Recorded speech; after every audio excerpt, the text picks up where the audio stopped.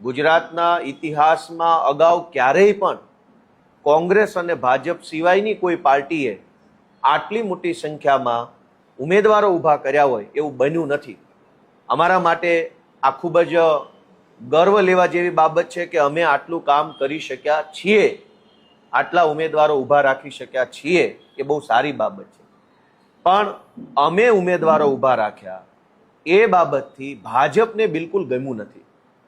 પહેલા તો ભાજપે એ કોશિશ કરી કે અમારામાંથી કોઈ ઉમેદવાર ચૂંટણી લડવા તૈયાર થયો હોય તો એ ફોર્મ જ ના ભરે. એના માટે અનેક અમારા દાવેદારો ઉપર, એમના પરિવારો ઉપર પોલીસે દમન કર્યું, ખોટી એફઆઈઆરો કરી, ધાક ધમકી કરી, દાબ દબાણ કર્યું. અનેક એવા વ્યક્તિઓને અમારી પાર્ટીમાંથી ઉમેદવાર બનતા રોક્યા ધાક ધમકી કરીને.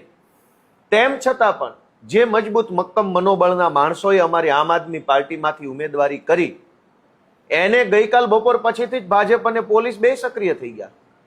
અમારા અનેક ઉમેદવારોને પોલીસે રૂબરૂમાં જઈને પોલીસ સ્ટેશનોમાં બોલાવીને ધાક ધમકી કરી છે કે તમે આમ આદમી પાર્ટીમાંથી ફોર્મ પાછું ખેંચી લો, નહીતર તમને દારૂના અને લૂંટના અને બળાત્કારના ખોટા કેસોમાં ફસાવી દઈશું.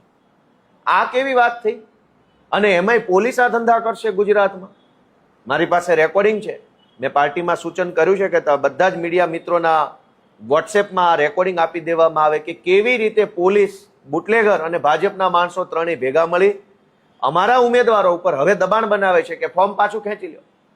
પહેલા તો ભાજપના માણસો એવું કે તમે બોલો કેટલા પૈસા જોશે, પૈસા આપે અને વાત પતી જાય તો ઠીક છે.